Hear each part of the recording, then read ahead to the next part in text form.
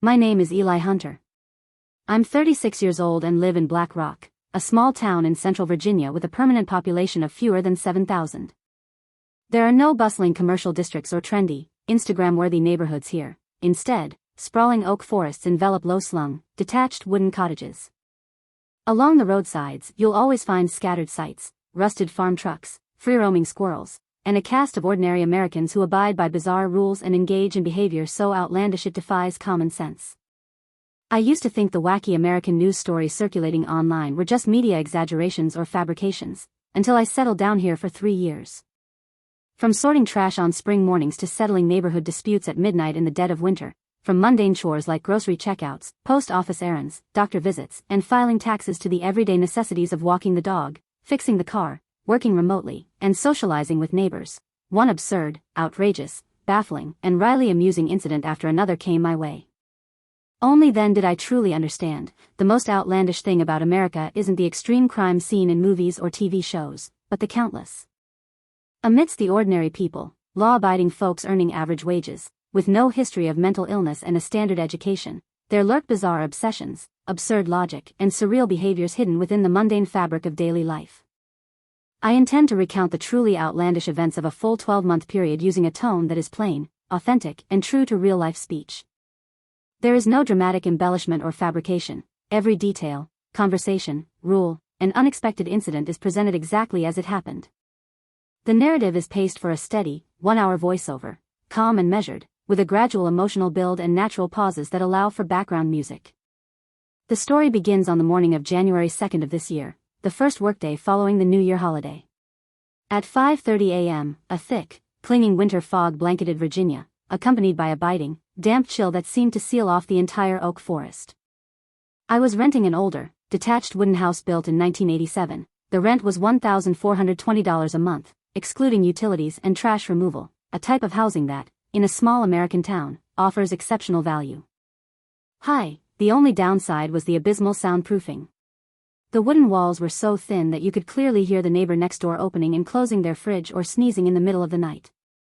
I had just rubbed my eyes and walked into the kitchen to get tap water for coffee when a continuous, piercing, unbroken whistle suddenly rose from the lawn downstairs.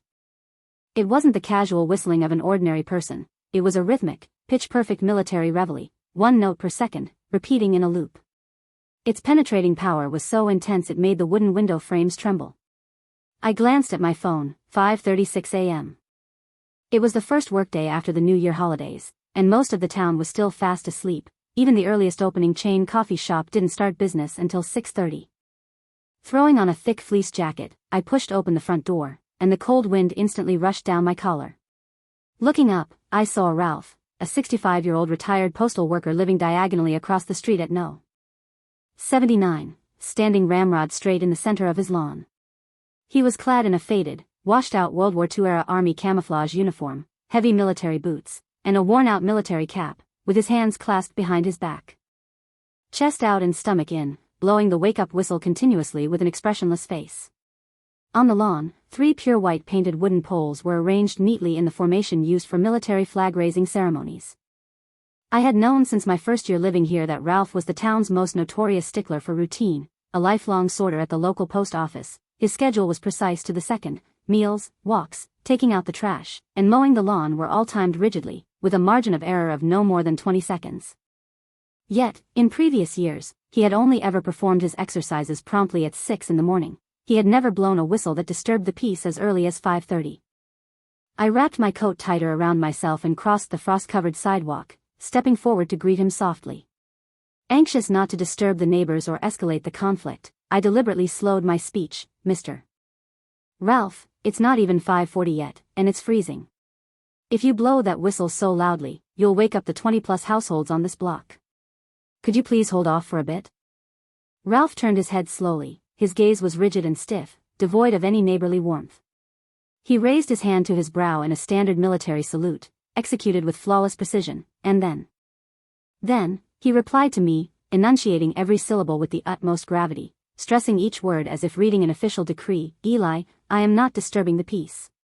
I am strictly adhering to Virginia's recently amended Community Patriotic Awakening Act. The act mandates that on the first workday following the New Year holiday, local retired public servants must commence a patriotic morning drill at 5:35 a.m. to rouse the neighborhood and reinforce civic and national consciousness. By obstructing me from fulfilling this obligation, you are interfering with a lawful citizen's performance of duty. I have the right to call 911. I was dumbfounded on the spot. I had previously reviewed Virginia's public legal notices, and no such Community Patriotic Awakening Act existed. I later called the county government's legal office to verify. A staff member, amused yet incredulous, informed me that the state had not enacted any such legislation in the past 5 years. This so-called law was something Ralph had concocted 3 years ago. He had pored over an old military administrative manual, drafted the text word for word, printed and bound it himself, and posted it in his entryway, firmly convinced in his heart that this homemade. The documents carried legal weight. Moreover, he had personally created a complete set of enforcement logs and violation receipts, which he kept in the inner pocket of his camouflage jacket. Whenever someone in the neighborhood broke a rule he had established, he would pull out his logbook to record their name, address, and the time of the infraction. He would compile these records into a booklet each week and mail them to the county police department. Over 3 years, the department received 127 such reports from Ralph, all of which were simply filed away. Officers had long since grown accustomed to the old man's eccentric obsessions but had no grounds for forced intervention. His psychiatric evaluations were normal, he showed no violent tendencies, and he violated no public order statutes. He was merely stubbornly equating his own personal rules with state law. That morning, I dared not press the issue further, fearing he might call the police directly. The cost of dispatching officers for local calls in the U.S. is exorbitant. Once an officer arrived to document a dispute, even if I were ultimately cleared of fault, a record of a neighborhood dispute would appear in my credit and background files. This would drive up costs for future rentals, loans, and car insurance renewals. I had no choice but to turn back inside, close the triple-layered blackout curtains, and simply let the piercing wake-up whistle blew until 6:15 a.m. The moment it stopped, lights flickered on in a dozen homes across the block. Neighbors threw open their windows to shout complaints across the street, yet no one dared to confront the source directly. This was the first layer of the surreal daily reality in this small American town. Ordinary citizens possessed full legal rights, allowing them to concoct their own rules and treat them as law. Others, fully aware of the absurdity, were hamstrung by cumbersome legal procedures and credit reporting systems, forced into passive submission. And this was merely the prologue to a year of bizarre experiences. At 6:40 a.m., I drove to the town's only chain supermarket, Greenville Fresh, to buy breakfast ingredients. It was the go-to spot for essentials, though prices were far higher than in neighboring cities. A dozen ordinary eggs cost $4.70, and a liter of shelf-stable milk was $3.20. Yet, the prices weren't the most outrageous part. It was the supermarket's hodgepodge of contradictory, bizarre regulations. I pushed my cart into the produce section and reached for a box of pre-packaged strawberries. Just as I lifted my wrist, still 30 centimeters away from the shelf, Tina, a 22-year-old cashier weighing nearly 300 pounds and clad in a blue uniform, came sprinting from the checkout counter. She spread her arms wide to block the shelf, looking tense and breathless, and issued a stern, hushed warning. Touching the edge of the strawberry shelf was forbidden. "Sir, please step back immediately. The 3-centimeter zone to the left of the produce shelf is my personal, emotional protection zone.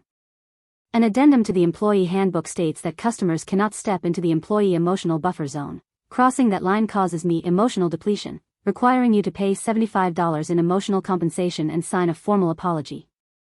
I froze in place, pointed to the official customer code of conduct posted at the top of the shelf, and asked where the handbook addendum was displayed. Tina pulled out her phone and opened a memo she had handwritten, formatted, and uploaded herself, a chaotic mess of clashing colors and inconsistent font sizes. She confidently insisted that the store manager tacitly allowed all employees to create their own emotional rules, provided the employee subjectively determined.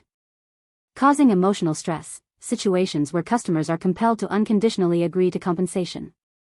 I later sought out the white store manager to verify this. He spread his hands helplessly and revealed the absurd reality facing the American service industry. Labor protection laws are heavily skewed in favor of frontline workers.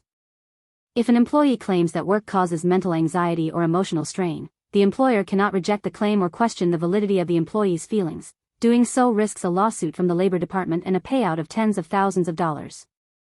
To keep their stores open and avoid massive fines, small-town merchants have no choice but to tacitly accept even the most outrageous employee-imposed rules. That day, to successfully buy breakfast ingredients, I gave the employee, who was clearly in a volatile emotional state, a wide berth, stepping 2 meters away to pick out fruit. At checkout, I ran into a second bizarre incident. The total came to $18.46, and I pulled out a $20 bill to pay. The cashier refused the cash, citing a new internal policy. On Tuesdays, Thursdays, and Saturdays, the store refused all paper currency all day long. The reason given was that paper money carries bacteria that trigger seasonal skin allergies in staff. I pointed out that, according to U.S. Treasury regulations, the dollar is legal tender and merchants have no right to refuse it. Tina immediately frowned and pressed the service alarm button under her station. A piercing siren echoed through the store. 5 minutes later, security arrived. They didn't check the statutes or try to mediate the dispute. They simply told me that a merchant's refusal to accept cash is a matter of business freedom and that federal cash circulation laws do not apply to small-town supermarkets. I was forced to pay by card instead. After the transaction, a line of small print appeared at the bottom of the receipt. This purchase must not result in negative subjective feedback. If a customer complains privately about store rules, it will be considered an infringement on the employee's personal rights, and the store may sue for $1,200 in damages. As I walked out of the supermarket, the warm morning sun pierced the mist, illuminating the clean, tidy exterior walls. It was a scene of seemingly peaceful, ordinary life, yet beneath the surface, it was riddled with absurd rules that were contradictory, riddled with double standards, and defied all logic. For the ordinary people living here, daily life is not about obeying the law, but about being forced to accept countless rules devised by fellow citizens, rules that are backed by the law. In mid-January, I encountered a bizarre neighborhood dispute, the first of the year. My backyard and that of my neighbor Megan, at No. 83, shared a boundary marked by a 10-year-old oak tree. While the tree was rooted in my yard, half its canopy extended over Megan's property. Under Virginia property laws regarding trees and vegetation, the roots belong to the property owner, while the portion of the canopy crossing the boundary is jointly owned by the neighbors. Consequently, any pruning requires mutual agreement and signed consent. Megan, a 40-year-old freelance illustrator who worked from home, was a sensitive and paranoid individual. One afternoon, after noticing dead branches in the yard, I hired a licensed local arborist to trim the withered limbs on my side, taking care not to touch the part of the canopy extending over the property line. No sooner had the work finished than Megan climbed over the wooden fence and stormed into my yard. Clutching a copy of the neighborhood bylaws, she accused me of deliberately ruining her view of the sky. She made an outrageous claim, that the sky was her private asset, and that the upward growth of the tree in my yard obstructed her view between 3:10 p.m. and 3:20 p.m. She claimed that the rays of the setting sun constituted an infringement on her property rights regarding access to light, demanding $900 in compensation or the immediate felling of the entire oak tree, threatening a lawsuit for property rights infringement otherwise. I produced the county government's property survey report on the spot and went through the relevant statutes point by point, but Megan ignored it all. Instead, she recorded a video on her phone, deliberately slowing her speech and lowering her voice, and edited and posted it to a local community social media platform. Her caption was crafted to sway public opinion, painting me as someone who was violently usurping neighborhood scenic resources. Within just 6 hours, over 700 local residents had liked or commented on the post, the vast majority, disregarding the facts, sided with Megan based on an utterly absurd rationale. The light of the setting sun is a spiritual asset that heals freelancers, and spiritual rights supersede written property laws. Subsequent mediation efforts, involving property management and community mediators visiting my home 4 separate times, were futile. The mediators made no attempt to clarify property rights or interpret the law, focusing entirely on pressuring me to pay up and compromise. They bluntly explained the industry's unwritten rule: in American civil disputes, priority is given to protecting the party perceived as emotionally vulnerable, in this case, a freelancer living alone. As a woman, I was automatically cast in the role of the weaker party, and my property rights and the legal standing of written statutes were treated as secondary. If the case went to court, the judge would likely order me to pay damages for emotional distress, as well as cover all litigation and attorney fees, costs that would far exceed $900. To cut my losses, I was forced to settle and pay up. On the day of the payment, after receiving the money, Megan immediately set up 3 colorful sunset mood lights in her backyard and posted a video with the caption, "Defending the ordinary person's sovereignty over the sky." In that moment, I fully realized that here, emotions can override the letter of the law, and subjective feelings can trample objective property rights. This was no extreme outlier. It was the everyday reality of grassroots civil disputes in America. February was a month of relentless rain. The town saw 21 consecutive days of downpours, causing my wooden house to leak and suffer water damage. I hired a licensed local repairman named Jason, a 38-year-old white local with official certification, to fix the roof. His quote was fair, a base fee of $680, with material costs billed at actual expense. Before starting the job, Jason took the initiative to. They produced a thick, 4-page handwritten safety agreement and demanded I sign off on every single point. The terms were utterly preposterous. The first clause stated that during the repairs, I was forbidden from yawning, sneezing, or sighing in my home. Such negative physical actions would supposedly transmit a negative magnetic field, disrupt the craftsman's creative aura, and trigger construction mishaps, all costs for which I would be held liable. The second clause mandated that the brightness of all light fixtures in my home remain fixed at 450 lumens throughout the project. Excessive brightness would scorch the craftsman's inspiration, while dimness would suppress their creative energy, with a fine of $50 imposed for any deviation exceeding 5%. The third clause prohibited my orange tabby cat from coming within 10 meters of the work area, claiming the cat's whiskers emitted a chaotic magnetic field that would corrode the roof's waterproof sealant. Staring at this document filled with metaphysical nonsense, I couldn't help but ask, since certified repair work is an engineering service, why was it tethered to intangible concepts like magnetic fields and auras? Jason, looking entirely unfazed, produced a registration certificate from the State Artisans Association and informed me that craftspeople across the U.S. enjoyed an exemption allowing them to incorporate their spiritual beliefs into their work, including the magnetic. The on-site safety terms were protected by the Folk Trade Practitioners Act. If a client refused to sign, it was deemed a unilateral breach of contract, requiring double the standard on-site penalty fee. It was a rainy day, and no backup repairman could be found. There were only 3 licensed roofers in the entire town. The other 2 had their own absurd rules. One forbade clients from drinking water or opening windows for ventilation while at home. Each practitioner had their own set of outrageous terms. Resigned, I signed the agreement. Throughout the repair, I held my breath, adjusted the lighting, and locked up my cat, not daring to make a single unnecessary movement. As the work neared completion, Jason casually cracked an old wooden shingle on the side of my roof. He unilaterally declared that my silent sigh had caused a magnetic field disturbance, leading to the damage, and slapped on an extra $320 fee for materials. After the charge went through, he told me with a sincere expression that this wasn't an arbitrary fee, but a way to maintain the cosmic order of the artisanal trades. I later consulted a lawyer specializing in the industry, who confirmed that the artisanal spirit immunity clause was legally binding. Judges rarely dismissed claims regarding magnetic field disruptions caused by craftsmen, leaving ordinary people with no choice but to swallow the loss. In early March, the town initiated its mandatory community service program, a regulation that had been in place for decades in rural Virginia. All adult permanent residents were required to complete 16 hours of community service annually. Those who failed to meet the quota faced a 9% increase in property taxes the following year, with no exemptions allowed. Service tasks were assigned randomly by the community committee. I was assigned to volunteer at the local stray animal shelter. I had expected routine tasks like feeding stray cats and dogs or cleaning cages, but upon arrival, my understanding was completely upended. The shelter manager was Linda, a 49-year-old retired elementary school teacher and an extreme animal empath. She had established a set of strict internal rules.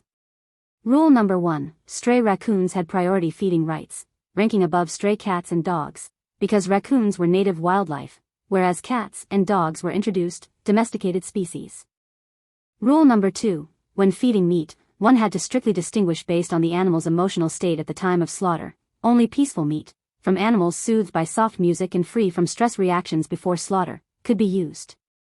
Ordinary cold chain meat from supermarkets was deemed unacceptable because the livestock had experienced fear before death laden with negative energy, such as the ban on feeding wildlife. The most absurd incident occurred that month, a real-life story that went viral locally. Late on the night of March 12th, an adult wild raccoon pried open the back door of a corner liquor store and slipped into the storeroom to steal low-alcohol fruit-flavored spirits. After downing 4 cans, it passed out on the restroom floor, limbs splayed, eyes glazed, and motionless.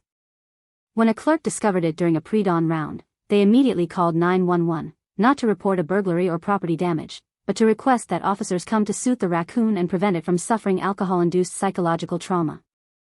The dispatch center didn't dismiss the call as frivolous. Instead, they formally dispatched 2 patrol officers, an animal welfare worker, and a volunteer mental health counselor. The four of them rushed to the store overnight, moving gently and speaking in hushed tones. They turned off harsh lights, played soothing pastoral music, and sat on the restroom floor, keeping watch over the intoxicated raccoon for 3.5 hours until it sobered up and scurried away at daybreak. The total public expenditure for this response was $1,800, a cost ultimately borne by the town's taxpayers. When I casually mentioned this to Linda, she harshly criticized me for being cold and heartless, explaining that raccoons have a high risk of depression and suicide after drinking, making such police intervention an essential public service. Meanwhile, just a block away from the Animal Rescue Center, an elderly person living alone on welfare suffered a heating boiler failure, left freezing in their home as temperatures dropped to -3 degrees Celsius. They called 911 3 times for emergency repair assistance. The dispatch center deemed it not life-threatening and refused to send help. After a 48-hour delay, the senior was hospitalized with a high fever and pneumonia, yet no one online held anyone accountable. This double standard permeates local public services. The emotional well-being of a drunken wild animal is prioritized over an impoverished senior's need for heat in winter. Such is the deeply fractured reality of daily life in our town. In April, amidst the bright, pleasant spring weather, I went to the local post office to mail some paper tax documents. At the aging post office, I happened to encounter Ralph, the elderly whistleblower who caused a public nuisance in the store's opening, on duty at the front counter. A standard mailing transaction that should have taken 10 minutes was forcibly broken down into 8 separate compliance checks. The first check scrutinized my facial expression. Holding a homemade emotional scoring chart, Ralph ruled that the corners of my mouth weren't upturned enough, indicating insufficient patriotism, and thus suspended the processing of my package. The second check inspected how I had tied my shoelaces. I was required to use the specific Postal Service standard bow knot style from the 1990s. As the ordinary crisscross method violated grooming standards for public sector affiliated personnel, thereby disqualifying the shipment of official documents. The third check examined my mobile phone wallpaper. Dark or cool-toned wallpapers were banned on the grounds that they would weaken the Postal Service's communication magnetic field and disrupt mail transit trajectories. I was forced to retie my shoes and switch to a wallpaper featuring light-colored flowers right there on the spot, complying with every step of the inspection. After finally completing the shipment and paying the base postage, Ralph charged an additional $1.50. He charged an extra patriotic sentiment fee, money that never reached the official post office accounts but went straight into his personal cash box. When I questioned this, pointing out that a public official unilaterally imposing extra charges was a likely violation of regulations, Ralph produced a homemade, pseudo-legal document from 3 years prior. It bore a community patriotic seal he had carved himself and explicitly listed the surcharge terms in black and white. The postmaster stood by and watched the entire exchange without intervening or correcting him. Later, the postmaster privately explained to me that Ralph benefited from a policy of tolerance for errors regarding retired public officials. As long as he didn't violate criminal law, he was exempt from disciplinary action for unauthorized fees or procedural breaches. It was a rule regarding official conduct at the local level, the kind of thing ordinary people had never even heard of. By early summer, as temperatures steadily rose, the community began strictly enforcing mandatory waste sorting. American waste sorting rules are already convoluted and confusing, but the town's neighborhood committee had layered on dozens of absurd, localized bylaws, spawning countless intractable disputes. Town regulations explicitly classified banana peels as wet kitchen waste, yet old peels that had dried out, turning yellow and brittle, were reclassified as hard waste. Regarding garden waste, the criterion for distinguishing between dry and wet categories isn't moisture content but the curvature of discarded fruit peels. A curve exceeding 23 degrees classifies it as garden waste, while anything less falls under kitchen waste. Residents who misjudge this face a $180 fine per incident. The community hired 2 unemployed individuals as waste sorting inspectors, roles requiring neither certification nor training, who determine violations based solely on subjective visual estimates of the curvature. In mid-May, a newlywed couple downstairs discarded 2 overripe banana peels. An inspector ruled the curvature excessive and issued a fine. The couple produced a protractor and measured the angle precisely at 22.8 degrees, fully compliant. The inspector promptly discarded the quantitative standard and added a new reason for the penalty, a cavalier attitude when discarding the peels and a failure to embody the proper spirit of waste sorting, resulting in an additional $200 fine. The neighborhood committee subsequently upheld the penalty. The official explanation was that waste sorting requires adherence to both physical standards and civic environmental consciousness. A violation of the latter takes precedence over physical compliance. That same month, I encountered a bizarre reverse consumer rights dispute at a supermarket. I had purchased a sealed loaf of whole wheat toast, only to discover slight mold inside upon opening it at home. I kept the receipt, the packaging, and the moldy bread itself, then went to the store's customer service department to seek redress.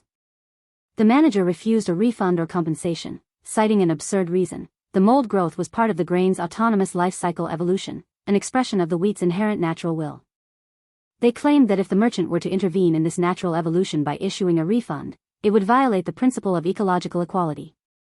Not only did they deny the claim, but they also warned me against publicly complaining about the food safety issue, threatening to sue me for disparaging the natural rights of the crops. Having lived here for years, I gradually realized that many ordinary Americans invent their own versions of justice, morality, and rules. While these are wrapped in the rhetoric of freedom, equality, and inclusivity, their essence is often nothing more than arbitrary double standards. In the sweltering heat of June, with remote work becoming the norm, I joined a local online collaboration community for freelancers. The group consisted of 56 ordinary locals, designers, writers, remote customer service agents, and artisans. A group of artisans gathered in what appeared to be a professional work community, yet the internal rules were utterly absurd. The community administrator, a 27-year-old full-time work-from-home blogger, established strict red lines for conduct. All meetings and work communications took place online, and the use of 3 specific categories of words, sunny, blue, and dry, was strictly prohibited. The reason? A childhood bout of heatstroke caused by intense sun exposure had left deep psychological scars. These words triggered traumatic stress. For every instance a forbidden word appeared in the chat, the sender had to pay $20 in emotional soothing fees. During one project coordination session, I mentioned that we would meet the delivery deadline on a sunny day, letting the forbidden word slip out. The administrator immediately deducted the compensation fee. Upon receiving the payment, she transferred the full amount to her pet rabbit, noting the transaction as special fund for trauma recovery.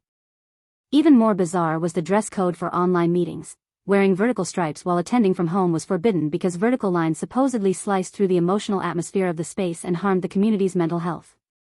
Only solid-colored or horizontally striped loungewear was permitted. Violating this rule meant immediate expulsion from the work group and the revocation of privileges to accept local collaborative assignments. In the U.S. freelance market, there are no official channels for securing work. Everything relies on local community resources. A professional blacklist could be enforced without evidence or explanation. The administrator's subjective judgment was all it took.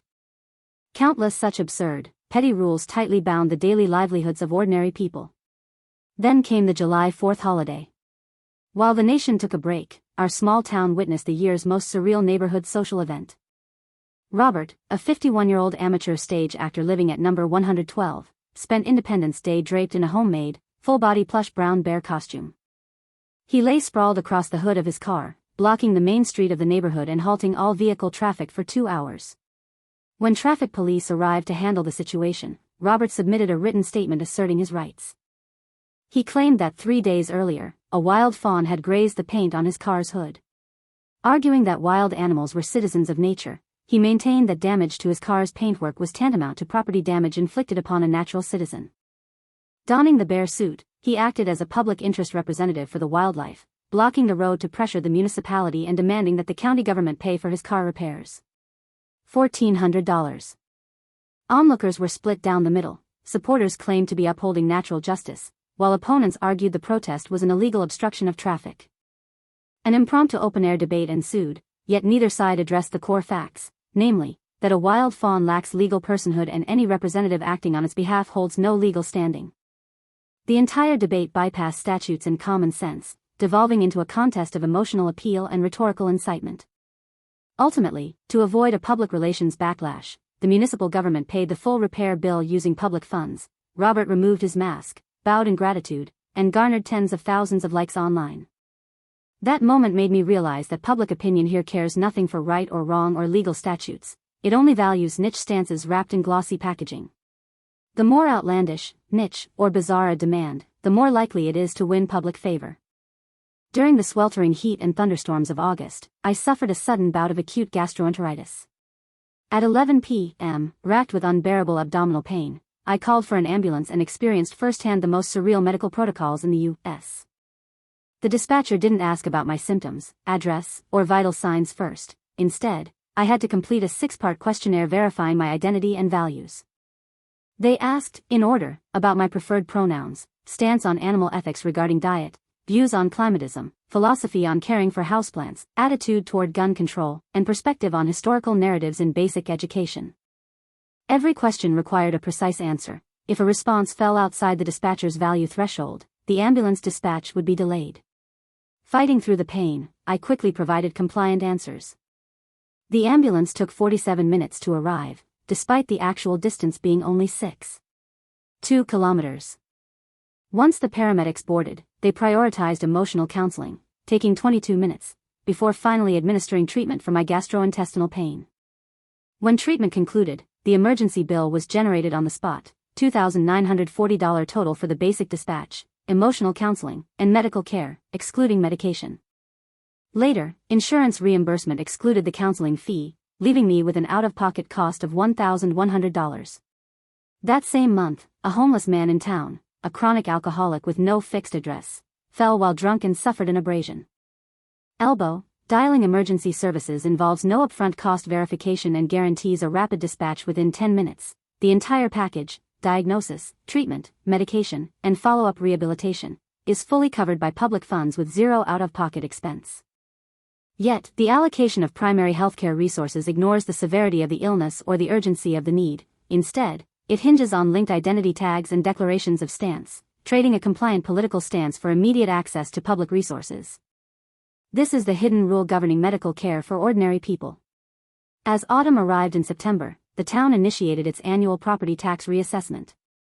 The tax system's algorithm was riddled with absurd flaws. For a street-facing wooden cottage identical to mine in layout, size, and renovation, the neighbor's annual tax was $2,110. My house, however, backed onto the woods, receiving less natural light and holding a lower market value, was assessed at $2,870. When I called to appeal, the tax auditor offered a baffling explanation. Property tax calculations factored in not just area, location, and renovation, but also the owner's daily happiness index. The system scraped my community's social media posts, online shopping history, and parking frequency from the past year, determining that my happiness level was excessively high. Consequently, a happiness premium was added to the tax. The greater the happiness, the heavier the tax burden. When I asked how to lower my happiness to reduce the tax, the auditor suggested frequently posting negative life updates, withdrawing from social interactions, and purchasing mundane, low-joy household goods. The system would then automatically lower my happiness index and reduce the taxable amount. Only this small town in central Virginia implemented such a happiness-based tax surcharge. The regulation lacked any public legal basis, relying instead on subjective back-end system determinations that were immune to administrative appeals or judicial review. Ordinary people were forced to feign gloom and depression to secure a reasonable tax reduction. Happiness itself had become a burden. By late October, as neighbors prepared for Halloween, the town banned traditional decorations like black and white skulls or dark pumpkin motifs. The neighborhood committee issued a folk custom rectification notice, ruling that dark decorations triggered holiday anxiety in certain minority groups. Instead, residents were required to display rainbows, clouds, plush greenery, and artificial baby birds. Meanwhile, the local church openly hosted fear-themed sermons, displaying blood-red props and apocalyptic imagery. Against a backdrop of official regulatory compliance, where religious exemptions override rules meant to soothe folk sensibilities, the same town and the same set of civic ordinances applied. Secular customs strictly curbed anything that might cause emotional distress, yet religious activities were exempt from all such limits. This double standard permeated every detail of festival traditions and public governance. That month, I became entangled in a bizarre dispute over a delivery. I had ordered home repair parts from Amazon, and the tracking data showed a timely delivery. The name of the recipient was listed as the sole of the house's original builder. When the package went missing, customer service explained that the century-old wooden house harbored an architectural spirit. A signature from this spirit was legally valid, meaning the package was not considered lost by the carrier, and no compensation would be paid. The platform's legal department endorsed this response and rejected all requests for arbitration. E-commerce logistics had become bound by metaphysical rules that held legal weight, leaving consumers with no recourse. In November, as winter set in and a cold snap caused temperatures to plummet, the Homeowners Association held a hearing on winter heating. Residents voted on the heating schedule. Among the 31 households, 7 argued that the noise of the heating system between 2 a.m. and 4 a.m. disturbed their dreams. They claimed the right to peaceful dreams took precedence over the collective right to heating for survival. demanding a total shutdown of the central heating system during those hours. The association passed the proposal, applying a weighted voting system where dream rights counted for twice as much as basic survival rights. During the cold snap, indoor temperatures dropped below freezing, causing pipes to burst in multiple homes. Affected residents lost their claims for compensation. The arbitration ruling stated that the inconvenience of public heating could not infringe upon the freedom of a minority to dream undisturbed. By the end of December, looking back over the year, I had chronicled 371 incidents from the lives of ordinary people, events that were entirely real, fully compliant with regulations, yet absurd and insoluble. There were no violent crimes, acts of terror, or political upheavals, just grocery shopping, mailing packages, medical visits, tax payments, home repairs, waste sorting, and neighborly squabbles. Every action was legal and compliant, every outrageous rule was backed by the full force of the law. And those who made the rules were neither politicians, tycoons, nor criminals, but the masses themselves. These are ordinary Americans who strictly abide by the law, pay their taxes on time, and live honest, unassuming lives. By day, they queue up for errands, show up to work punctually, walk their dogs, and exchange polite pleasantries, yet by night, they cling to their own stubborn prejudices, self-styled logic, and double standards, packaging subjective emotions as human rights and justice, romanticizing their whims as freedom and inclusivity, and legitimizing and institutionalizing absurdity and intolerance. Outsiders often perceive the surreal nature of America as stemming from gun violence, the wealth gap, or partisan strife. However, only by living here day in and day out do you realize that what truly shatters one's worldview, wears down the spirit, and creates an inescapable sense of suffocation is the absurdity woven into the fabric of everyday life, ordinary people wielding the power to interpret the rules, a normalized distortion where emotion trumps legal principle, stance trumps common sense, niche interests trump the public good, and mysticism trumps order. Here, the sunlight is crisp and clear, the oak groves stay evergreen, and the streets are tidy and tranquil, with the warm aroma of cinnamon forever wafting from the corner cafe. Yet countless invisible, bizarre rules entangle every aspect of the ordinary person's life, their meals, their routines, and their livelihoods. Beneath the veneer of a gentle, calm, and polite social existence lies a cycle of absurd daily routines, unravelable and unfixable, that repeats day after day. This is no sensationalized fiction, it is the authentic, lived reality of over 7,000 ordinary residents in the Virginia countryside, unfolding year after year. Stripped of TV drama filters and the idealized halo often cast upon immigrants, it reveals the unvarnished, bittersweet, and indisputable full picture of ordinary American life. I once strove endlessly to assimilate, to follow the rules, accommodate neighbors, and abide by the law, only to eventually find peace and acceptance. This town and this land never required outsiders to conform to their order. The place itself is a never-ending, gently absurd saga of everyday life. From the bugle calls that disturb the peace on New Year's mornings to the pipes frozen by year-end cold snaps, from the emotional buffer zones on supermarket shelves to the ideological questionnaires administered during late-night emergency care, all these fragmented absurdities piece together to form the most authentic, unadorned, and vibrant portrait of an ordinary American life. Many people's impression of the lives of ordinary Americans remains stuck in the polished filters of film and television, clean streets, polite neighbors, efficient services, and a relaxed, free-spirited daily routine. It creates the illusion that everyone here is reasonable and clear-headed, respecting personal boundaries while living an orderly, comfortable life. However, after settling in a typical North American small town for years, putting down roots in a down-to-earth neighborhood and interacting with thousands of native-born Americans, I finally realized that the reality is far less romantic or glamorous. Instead, everyday life is filled with countless oddities, situations that are mild yet absurd, bizarre yet entirely legal and compliant, and accepted as the norm by everyone. There is no dramatic conflict, no sensational plot twist, and no intentional farce. These are simply the authentic, day-to-day details of life for office workers, retirees, housewives, retail staff, and neighbors. People are gentle yet stubborn, polite yet rigid, reasonable yet fussy, law-abiding yet eccentric. Each incident is trivial and ordinary on its own, but together they form a vivid, grounded, and compelling tapestry of everyday American life, a story best told at a leisurely pace. Today, I will share a complete, unbroken story to immerse you in these peculiar daily realities of ordinary Americans, things that might baffle outsiders but are taken in stride by locals. This narrative flows seamlessly from start to finish, without pauses, segments, or abrupt jumps, offering a rich, detailed, and unhurried account of the absurd yet relatable human experience found in the heart of American life. The small American town where I live is the quintessential ordinary residential community, devoid of the opulence found in wealthy enclaves, the bustle of tourist hotspots, or the frenetic pace of big cities. With a permanent population of under 12,000, the town is populated almost exclusively by longtime white locals, multi-generational working-class families, and a handful of settled transplants. The town moves at a leisurely pace. It is safe, clean, and, on the surface, peaceful, neighborly, and orderly. Yet, if you truly put down roots, going out daily for groceries, walks, commutes, errands, and socializing, you gradually discover that every seemingly mild-mannered, honest, and ordinary person here harbors a set of private, idiosyncratic rules deep down.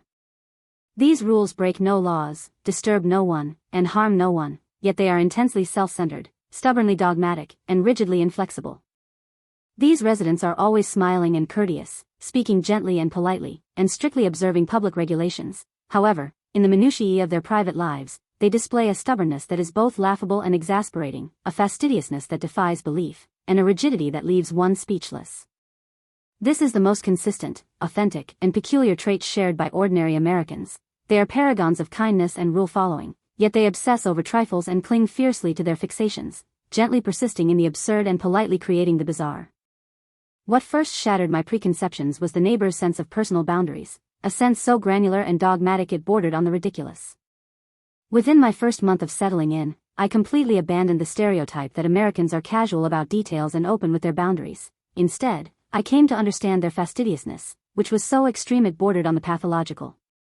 In front of my house lies a public lawn and sidewalk planned by the community, while the edges of every other resident's lawn grow naturally and somewhat unevenly, a state everyone accepts as the norm. My next-door neighbor, a retired woman named Irene who has lived there for over 60 years, adheres to a set of rules regarding the boundary between grass and pavement that she has maintained for 4 decades. It is a set of rules that is utterly absurd, yet she follows it with absolute, unwavering seriousness.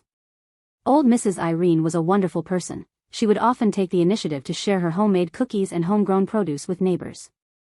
She was gentle, warm-hearted, and kind, never one to fuss over personal gain or loss. Yet, she harbored a near-obsessive fixation regarding the boundaries of the greenery in her yard. She insisted that not a single leaf, twig, or fallen fragment from her shrubs, flowers, or plants could cross the property line, whether drifting onto the public street or blowing onto a neighbor's lawn. Any debris originating from her plants, be it a withered leaf knocked loose by an autumn breeze, a twig snapped by winter snow, or a petal shaken down by spring rain, had to be cleared away immediately, the moment it left her yard. It didn't matter if it was day or night, or what the weather was like, she would attend to it at once. I witnessed a scene, at once absurd and heartwarming, countless times on windy late autumn days, while gales howled and leaves swirled wildly through the air across the entire street, scattering everywhere from every household. Old Mrs. Irene would be out patrolling. Clad in a thick coat and hat, and armed with a small grabber tool and a trash bag, she would scour the street to pick up every single leaf that had blown out from her shrubs. She wouldn't overlook even a fragment the size of a fingernail. She would crouch by the roadside, meticulously gathering the debris bit by bit. Often, she would stand there for over an hour, her hair disheveled and her hands and feet numbed by the cold, yet she continued her work with unhurried, earnest care, determined not to leave behind a single scrap of her own plant matter. Neighbors frequently urged her not to be so fastidious, pointing out that falling leaves were a natural phenomenon and that no one would mind, hold her accountable, or even notice. But Irene would always smile gently and shake her head, explaining that this was a rule she had upheld her entire life. Private property must never encroach upon public space or the property of others. Even a single leaf crossing the boundary was a transgression, a sign of impoliteness and a failure to observe the rules. What was truly peculiar was that she held only herself to strict standards, never demanding anything of others. If fallen leaves or petals from a neighbor's garden blew into her yard, she would never complain, offer a reminder, or make a fuss. She simply swept them up herself without a word of grievance. She lived her life holding herself to a rigorous code while treating others with leniency, a character that was endearingly obsessive and heartwarmingly eccentric. She embodied the true nature of many ordinary Americans of the older generation, unfailingly polite, disciplined to the point of obsession, and serious to an extreme degree, always tolerant and gentle with the outside world, yet harsh and rigid with herself. Contrasting with Mrs. Irene's self-imposed obsessions was Tom, a retired worker living across the street. 58 years old and enjoying early retirement, Tom was cheerful and helpful. Whenever neighbors needed a hand with repairs, moving heavy items, or yard work, he would readily step in. He was highly regarded in the community, yet he maintained a bizarre morning ritual that he had kept up for 12 solid years, rain or shine, all year round, without a single day off. It served no practical purpose, it was purely a personal obsession. Every morning at 7:20, regardless of wind, rain, scorching heat, blizzards, weekends, or holidays, Tom would stand punctually beside the white line marking the community's main road. He would remain motionless for 20 minutes, quietly watching every passing vehicle.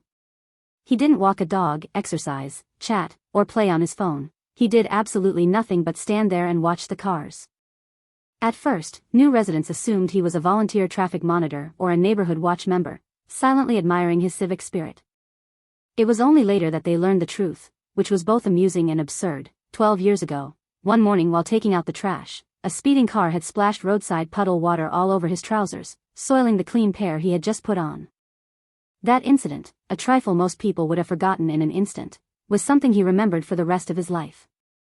He harbored no resentment toward the drivers, filing no complaints, seeking no accountability, and voicing no grievances, nor did he intend to signal passing vehicles to slow down. He simply held the stubborn belief that without supervision, drivers would speed recklessly and splash water indiscriminately. Thus, he stood guard at his post punctually every day, silently deterring passing traffic with his gaze and reminding everyone to slow down and watch for pedestrians, a routine he maintained without interruption for 12 years.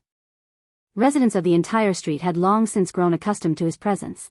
Passing him each morning, they would instinctively ease off the gas.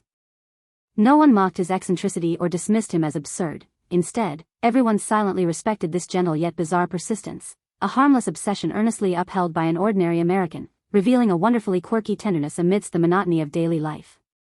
Beyond such personal quirks, the rigid and preposterous nature of community management and local regulations created scenes of magical realism on a daily basis, perfectly illustrating the bizarre reality of American local governance, flawless adherence to procedure devoid of any human touch, where minor infractions incur heavy penalties while major issues go ignored.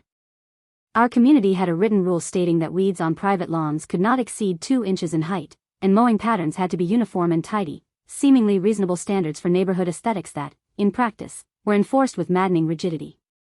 One early summer, after 3 consecutive days of torrential rain caused the grass to shoot up, the weeds on my lawn exceeded the limit by less than half an inch, a discrepancy virtually invisible to the naked eye. I had intended to mow as soon as the rain stopped, but before the downpour had even ceased, I received a formal written notice from the property management. It was impeccably formatted, with clear clauses and comprehensive evidence, including precisely shot close-up photos noting the time of the violation, the height of the weeds, and the deadline for rectification. It demanded the lawn be mowed within 24 hours, under penalty of fines and a deduction of my community credit score. The most absurd contrast was that while the community park's benches were broken, the pavement cracked, trash cans overflowing, and weeds running wild, with public areas left filthy and dilapidated for ages without the property management ever intervening or maintaining them, they poured all their energy into policing a mere half-inch discrepancy on residents' private lawns. They obsessed over trifles while ignoring the big picture, prioritizing form over substance with extreme rigidity and bureaucratic zeal. Longtime residents told me this was the local norm.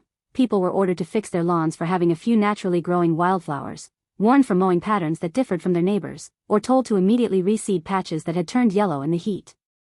There were elaborate penalty protocols for the most trivial private matters, yet major issues in public areas were completely ignored.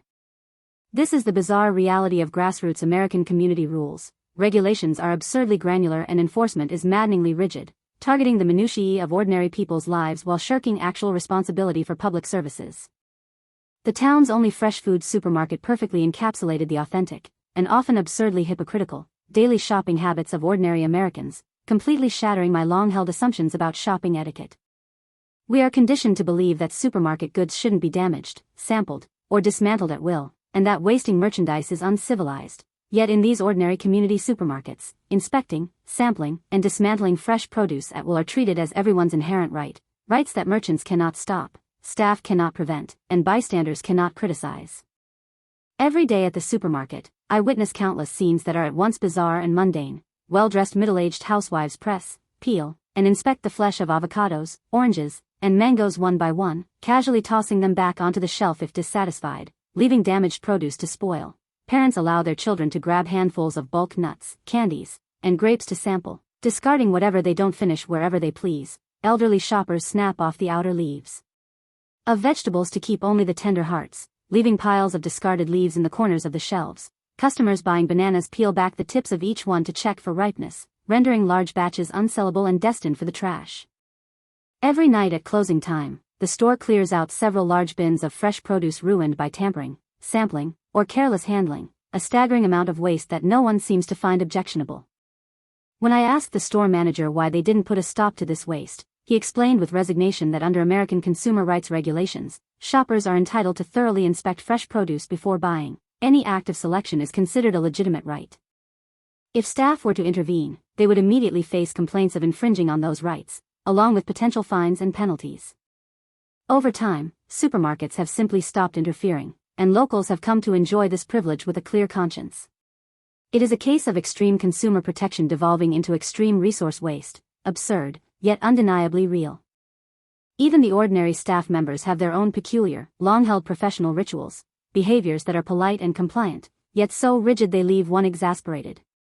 Take Kathy, a veteran cashier with over 20 years of service. She boasts a flawless record, 0 complaints, 0 errors, and impeccable service, yet she adheres to an ironclad rule she established 2 decades ago. No matter how long the line, how rushed the customer, or how hectic the rush hour, she spends exactly 8 seconds tidying her station after every transaction, wiping corners, straightening receipts, returning the scanner to its holster, and clearing away small bits of debris. Not a second more, not a second less, only after completing this entire ritual will she attend to the next customer.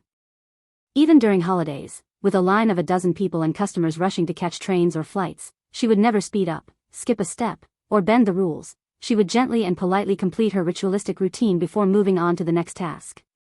The staff in the produce section were even more peculiar. Some adamantly refused to pick up any item a customer dropped. Even if the customer's arms were full and the rolling item was about to be trampled, they would merely offer a polite verbal reminder rather than lending a hand.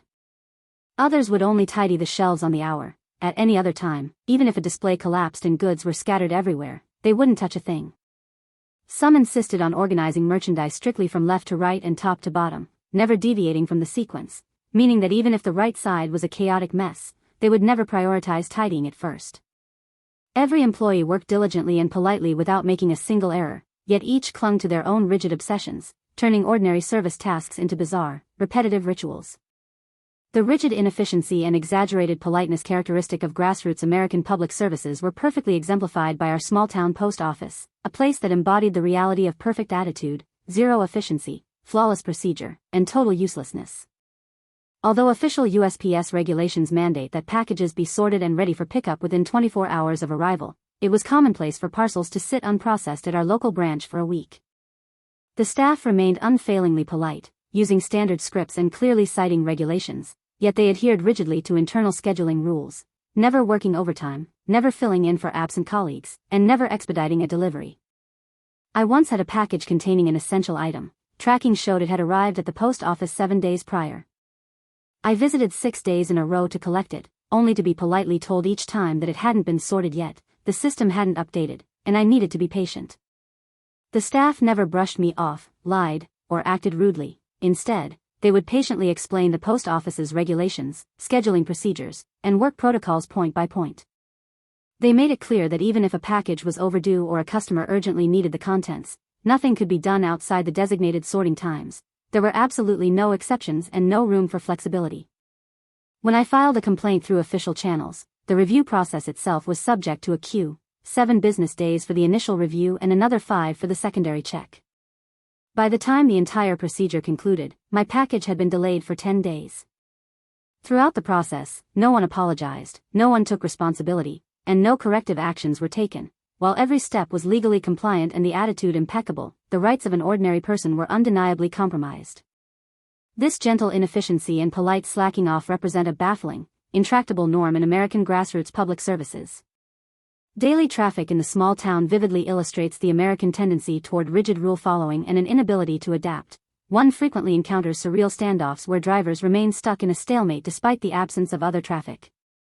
Residential areas are dotted with 4-way stops and stop signs. Local drivers adhere to the rules with extreme precision, yielding not an inch and deviating not a whit. Even late at night, with empty roads and no one else in sight, they never speed, cut ahead, or skip steps. At a midnight intersection, devoid of cars or pedestrians, I stopped first to yield the right of way.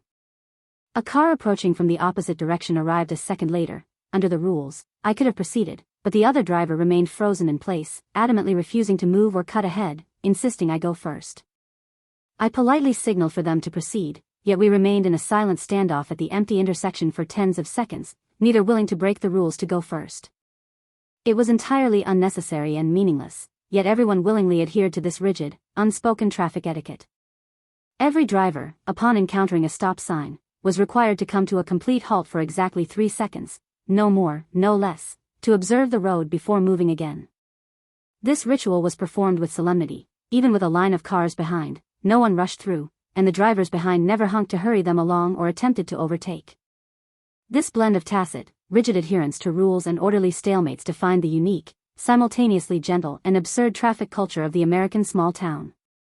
Neighborhood disputes, too, were petty to the extreme and pursued with absurd seriousness, perfectly embodying the American attitude that everything is grounds for asserting rights, no detail is too small to contest, and compliance equals legitimacy. Community regulations prohibit excessive noise after 10 p.m., yet local residents apply a much stricter standard for asserting their rights. If it feels uncomfortable, it constitutes an infringement, regardless of whether instrument readings are within limits, whether the volume meets official standards, or whether the disturbance was intentional. I once witnessed a bizarre neighborhood dispute that dragged on for over 2 hours. At 8:50 p.m., a resident was playing an electronic piano at home, at a very low volume. It was barely audible from 10 meters away, and professional noise meters showed levels far below community standards, fully compliant and legal.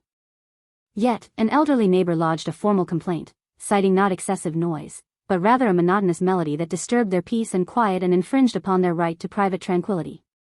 Property management followed standard procedures, conducting on-site checks, documenting the issue, mediating, repeatedly measuring noise levels, communicating with both parties, and filing records. The resident being complained about remained polite and cooperative throughout, voluntarily lowering the volume, but the elderly complainant refused to compromise, persisting in their grievance and insisting that their personal subjective experience took precedence over public rules. Ultimately, to avoid further trouble, the piano player simply stopped playing altogether. What began as a minor, fully compliant matter that caused no actual disturbance escalated into a full-blown dispute consuming significant public resources, all because of one person's private obsession. Similar bizarre disputes occur daily. Someone might complain for a week because a neighbor's garden light reflects into their window, demanding the angle be adjusted. Another might demand a neighbor change their lawn mowing schedule because the slight vibrations disturb their peace. Or someone might repeatedly complain about a neighbor's pet bird chirping, insisting on the installation of soundproofing. These disputes often center on trifles that the average person would completely overlook. Yet, to the average American, no matter concerning private rights is too small. If one feels uncomfortable, one has the right to pursue a grievance through proper channels, all while remaining polite and restrained, avoiding shouting matches, physical conflicts, or verbal abuse. It is a matter of gently but firmly standing one's ground, rigidly asserting rights, and engaging in an intractable, draining tug-of-war.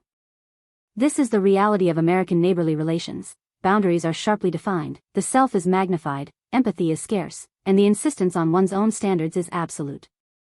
Over years of living in small towns, I have also witnessed countless ordinary Americans maintaining unique, long-held, and quirky personal habits, harmless, benign quirks that serve as little obsessions in their otherwise ordinary lives. They are authentic and, in their own way, endearing. Brian, an office worker in the small town, has for years adhered to a precise system of dressing based on the day's average temperature, strict categories with no crossover, short sleeves for anything above 20 degrees Celsius, a light jacket for 15 to 20 degrees Celsius, a sweatshirt for 10 to 15 degrees Celsius, and a thick down coat for anything below 10 degrees Celsius. Even if there is a massive temperature swing between day and night, or if he feels uncomfortable, or if everyone else is dressed casually, he never breaks his rules. He maintains this precision year-round, through every season, without a single exception. Alan, a retired teacher, insists on rounding up his shopping totals to a whole number. He refuses to leave any odd change, so if the bill is $17.30, he'll pick out $0.70 worth of small items to round it up, or if it's $22.80, he'll remove items to adjust the total. Even if it means buying useless things or spending extra time and effort, the total must be a round number, a habit maintained over decades with almost no record of a non-integer transaction. Dog owners in the neighborhood have their own eccentric rituals. Some walk their dogs only on odd-numbered dates, refusing to step outside on even-numbered ones. Others time their walks with split-second precision, unwilling to deviate by even a minute. Some follow the exact same route for decades, retracing their steps even amidst road construction and traffic. And others walk without a leash but stay glued to their dog's side every step of the way, ignoring public leash laws in favor of their own private standards. These small obsessions held by ordinary people, neither right nor wrong, good nor bad, beneficial nor harmful, are simply the rituals they create for themselves within the monotony of daily life. Rigid, absurd, authentic, and heartwarming, they form the unique backdrop of everyday American life. Having lived in this ordinary American town for a long time, I have come to understand the true nature of life here. Stripped of online filters, cinematic idealization, and subjective imagination, the reality of life for ordinary Americans is not one of carefree spontaneity or breezy nonchalance. Rather, it is a daily routine defined by gentle rigidity, polite stubbornness, strict adherence to rules, and internal friction over the little things. The local people here are mostly kind, sincere, helpful, and law-abiding, free from guile, calculation, or malice. Yet, each individual adheres to a unique set of personal rules, obsessing over details, clinging to convictions, and strictly observing rituals throughout their lives. They avoid disturbing, harming, or scheming against others, but they also refuse to accommodate others, compromise their own principles, or bend the rules. They might meticulously sweep up a single fallen leaf, accept a citation for a half-inch of overgrown grass, rigidly insist on a 10-second procedure, fight for their rights over a minor physical discomfort, or uphold a seemingly meaningless ritual for over a decade. To outsiders, these actions may seem absurd or bizarre, but for them, they represent a unique way of living earnestly, respecting boundaries, and revering